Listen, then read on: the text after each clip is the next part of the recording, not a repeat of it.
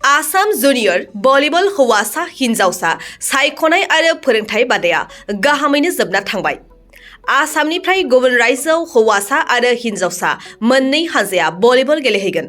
फैगौ 14 नबेम्बरनिफ्राय जम्मु काश्मीराव जुनियर नेशनेल भलिबल हौवासा हिन्जावसा चेम्पियनशिप खुंफुंजागोन। बेखौनो लानानै अदालगुरि बेरगावनि भलिबल कचिं सेन्टाराव जुनियर भलिबल गेलेग्रा सायख'नाय आरो फोरोंथाय होनाय बादा लादोंमोन। बे सायख'नाय आरो फोरोंथाय होनाय बादाया थांनाय सानखालि थुंगेबाय। थुंगेनाय बादिनो बे बादानि गेजेरजों मोजां गेलेगिरिफोरखौ सायख'नानै लानाय जायो आरो फैगौ 10 नबेम्बराव जम्मु काश्मीर फारसे रावना होगोन।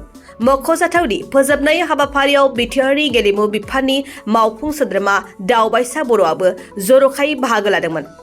बाहागो लानायनि गेजेरजों आसामनि जानानै गेलेहैनो गोनां मोन्नैबो जुनियर हानजा लोगोसे गासै टीमनो गाहाम हामलायनाय जासियो। गिबियावनो आङो आसाम टीम दिनै फाइनाल सिलेक्शन जाबाय भलिबलाव। आं बिथांमोनखौ जोंनि बिटिआरनिफ्राय हामलायथि जासिदों आरो बिथांमोना जाहाथे मोजां गेलेनानै जोंनि ओनसोल आसाम गासैखौबो जाहाथे मुंदांखा खालामनो हायो, आं बिनि थाखाय बिथांमोननो गिबियावनो साबायखर जासिग्रोदों बा हामलायथि जासिग्रोदों। आरो आसाम भलिबल हान्था लोगोसे भेरगाव डिस्ट्रिक्ट स्पर्ट्स एस'सियेसन बिथांमोनखौ आं साबायखर जासिगोन। मानो होनना बुङोब्ला बिथांमोना नैबे जोंनि भेरगावआव बे ट्रायलखौ एबा सेलेक्शन केम्पखौ बेयाव खुंनायनि थाखाय आरो बेयाव खुंनायनि थाखाय बिथांमोना मोनसे परिबेस बाहाय सृष्टि खालामनानै गालांबाय। जोंनि जि गेलेगिरि जाखांफुनाय बिथांमोना बे ट्रायल केम्पखौ नुनानै गोसोआव मोनसे थुलुंगाखांनाय मोन्दों। बेबायदि मोजाङै गेलेयोब्ला नेसनेल लेभेलसिम सहैनो हागोन बा इन्टारनेसनेल लेभेलसिम सहैनो हागोन, बेखौ बिथांमोना मोनसे गोसोआव फोथायनाय आरो थुलुंगाखांनायखौ मोन्दों होननानै आं सानो।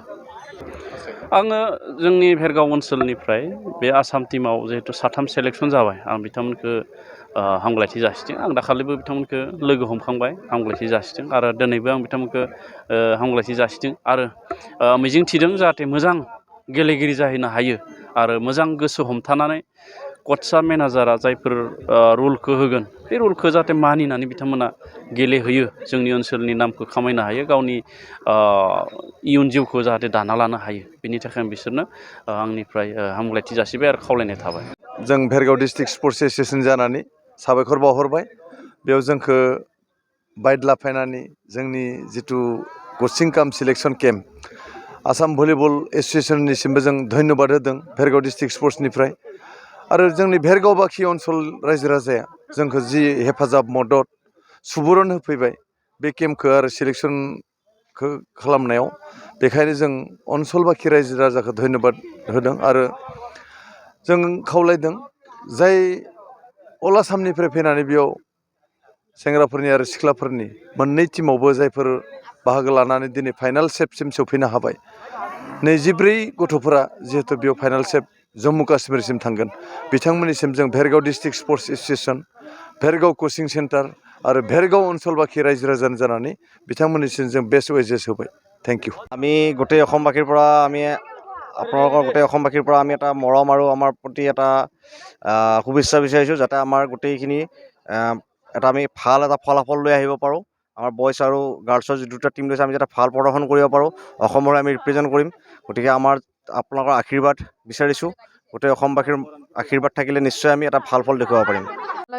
অসমৰ ৰাইজে আমাক আশীৰ্বাদ কৰিব যাতে আমি জম্মু কাশ্মীৰত যাই কিনে ভালকৈ খেলি আৰু ভালকৈ উভতি আহিব পাৰোঁ অসমলৈ। এইটোৱে আৰু আপোনালোকে আশীৰ্বাদ কৰিব। ক্ৰীড়া সন্থাই ইমান আমাৰ অল আছাম জুনিয়ৰ নেশ্যনেল লেভেলৰ টীমটো গঠন কৰাৰ বাবে তেওঁলোকে আমাক সকলো ইমান মৰম কৰিছে। ইমান দিনে তেওঁলোকে খোৱা বোৱা সকলো ফালৰ পৰা সহায় সহযোগিতা কৰিছে। আমাৰ যিকোনো প্ৰব্লেমত তেওঁলোকে হেল্প কৰিছে, তাৰ বাবে সকলো দাদা ছাৰহঁতক সকলোকে ধন্যবাদ জ্ঞাপন কৰিছোঁ। যিহেতু 10 তাৰিখত আপোনালোকে মানে সুদূৰ জম্মু কাশ্মীৰলৈ ৰাওনা হ'ব, কি ক'ব এই মুহূৰ্তত? কেনে অনুভৱ হৈছে? হয়, বিশেষ গৌৰৱৰ অনুভৱ, যিহেতু অসম দলৰ হৈ পেলাই খেলিবলৈ পাইছোঁ।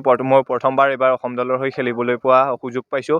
তাৰ বাবে যথেষ্ট আজি 3 বছৰ ধৰি ভলীবল আৰম্ভ কৰিছিলোঁ। 3 বছৰ আগতে 3 বছৰ আৰম্ভতে ভলীবল আৰম্ভ কৰোঁতেই প্ৰথমতেই এটা সপোন, যেতিয়া ভলীবল খেলপথাৰখনলৈ গৈছিলোঁ তেতিয়াই এটা সপোন লৈ পেলাই গৈছিলোঁ যে সদায় এদিন নহয় এদিন হয়তো অসম দলৰ হৈ পেলাই খেলিবলৈ পাম। সেই আজি এই মুহূৰ্তত মোৰ অসম দলৰ হৈ খেলিবলৈ পাই বিশেষ গৌৰৱ অনুভৱ হৈছে। আহিব বুলি আশা কৰিছে। হয়, সকলোৱেতো নিজৰ বেষ্ট দিবলৈ ট্ৰাই কৰিবই, আমিও সেইদৰে বেষ্ট দিবলৈ ট্ৰাই কৰিম। সকলোৱে নিজৰ নিজৰ বেষ্ট দিলে হয়তো আমি জয়যুক্ত হ'ম বুলি আমি সকলোৱে আশাবাদী। मोनसे फोसावथाय क'क्राझार जिल्लानि सिङाव थानाय दा रियेलिटी पाब्लिक स्कुलाव पाब्लिक रिलेसन अफिसारनि गोनांथि जादों। गोसो गुदुं बिजाथिफोरा थाबैनो जगाजग खालामनो हागोन। पाब्लिक रिलेसन अफिसारनि थाखाय बिजाथिया इंराजि आयदायाव MA खालामनाय जानांगोन, नङाब्ला मास कमिउनिकेशन एन्ड जार्नालिज्म आयदायाव MA खालामनाय जानांगोन। बिनि थाखाय जेबो एक्सपिरियेन्सनि गोनांथि गैया। डिग्री गोनां बिजाथिफोरा बयबो एप्लाइ खालामनो हागोन। दान बान्थाखौ 15,000निफ्राय 20,000सिम होनाय जागोन। गोसो गुदुं बिजाथिफोरा रियेलिटी पाब्लिक स्कुल @gmail.com आव मेसेज हरनो हागोन, नङाब्ला 9435293000 जानबुं अनजिमायाव जगाजग खालामहरनो हागोन।